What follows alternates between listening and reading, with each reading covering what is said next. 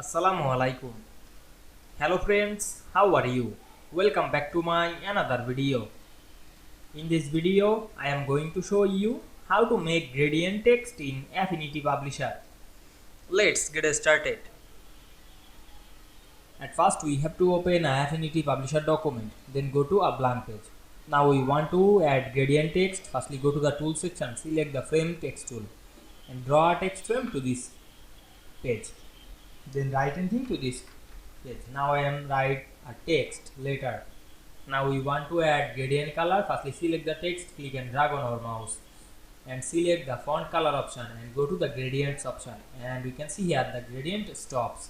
Now I am select this stops and select the color panel and applying another color. Now we can see here two color gradient. You can add color, select this stops and add another stops.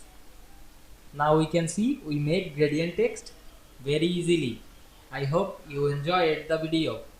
Please like, comment, share and subscribe my channel. Thanks for watching.